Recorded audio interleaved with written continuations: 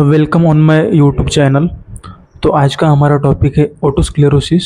आज हम ओटोस्क्लेरोसिस के बारे में देखेंगे।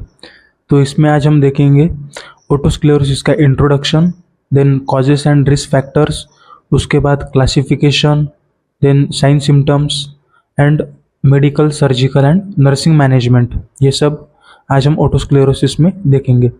ओटोस्क्लेरोसिस ईयर रिलेटेड डिसऑर्डर है जो कि स्टेप्स बोन से रिलेटेड है। Otosclerosis, hardening of the ear result from the formation of an abnormal sponge like bone growth along the stapes in the middle ear. मतलब मिडल ईयर में stapes bone को जो abnormal sponge like growth होती है उसको हम कहते हैं otosclerosis. With the new bone growth the stapes becomes immobile, prevents transmission of a sound vibrations into the ear leading to conductive hearing loss।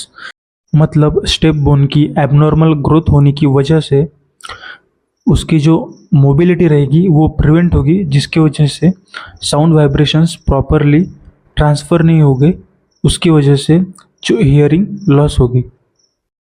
इस पिक्चर में ब्लू रेक्टेंगल के बीच में जो स्टेप बोन के नीचे वाइट कलर दिखाया गया है वो एबनॉर्मल ग्रोथ है बोन की, स्टेप बोन की। Then causes and risk factors of otosclerosis. The cause of otosclerosis is not known. मतलब ओटोस्क्लेरोसिस का जो प्रॉपर कॉज है वो अभी तक नोन नहीं है, पता नहीं है। Then first is hereditary factor. Hereditary factor मतलब जेनेटिक हो सकता है, मतलब मदर और फादर को अगर होगा तो चिल्ड्रन में भी ओटोस्क्लेरोसिस हो सकता है। Then second is viral infection. Viral infection की वजह से भी ओटोस्क्लेरोसिस हो सकता है। Then third is risk in pregnancy.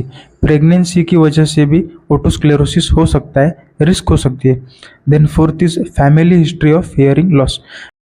अगर फैमिली में किसी को ओटोस्क्लेरोसिस होगा तो उसकी वजह से भी चिल्ड्रन को ओटोस्क्लेरोसिस हो सकता है।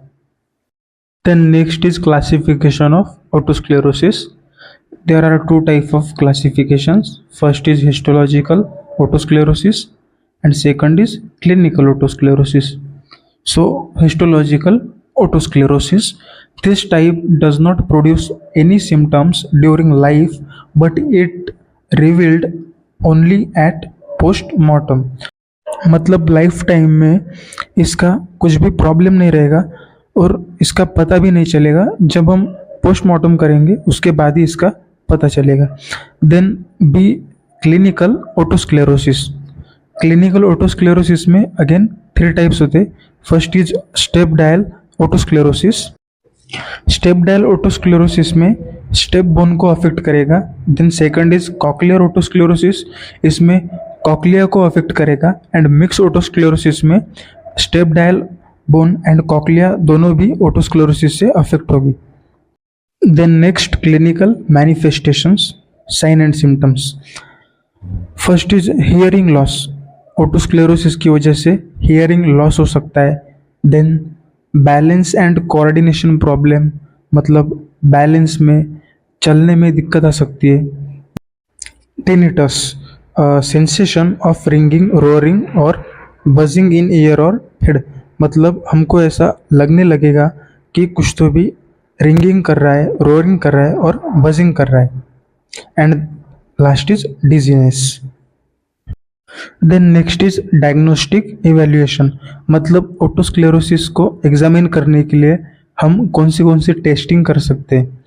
सो first audiometric testing, then second vestibular testing, then third Rinne's test, then fourth imagine studies, then fifth whisper voice test and sixth is Weber test। so इन सब टेस्ट को लेकर हम पता कर सकते कि ओटोस्क्लेरोसिस है या नहीं। देन लास्ट पॉइंट है मैनेजमेंट, उसमें हम देखेंगे medical management.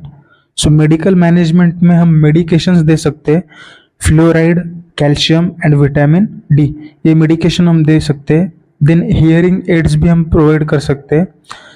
Second surgical management, तो सर्जिकल मैनेजमेंट में स्टेपेडेक्टोमी इसमें removing portion of stapes bone, stapedectomy में स्टेप बोन का पार्ट रिमूव करते हैं। Then second is stapedotomy, stapedotomy में रिप्लेसिंग द स्टेप्स बोन, इसमें हम पूरा स्टेप्स बोन ही रिप्लेस कर देते हैं। Then third and last is nursing management. तो नर्सिंग मैनेजमेंट में हम क्या क्या कर सकते हैं?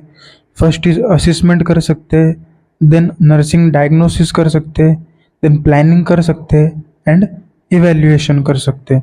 सो ये होगा हमारा नर्सिंग मैनेजमेंट फॉर ओटोस्क्लेरोसिस। तो यहाँ पे हमारा ओटोस्क्लेरोसिस खत्म होता है। तो हमने ओटोस्क्लेरोसिस में देखा introduction, causes, classification, sign and symptoms, then उसकी डायग्नोस्टिक टेस्ट एंड लास्ट में देखा हमने medical, surgical and nursing management.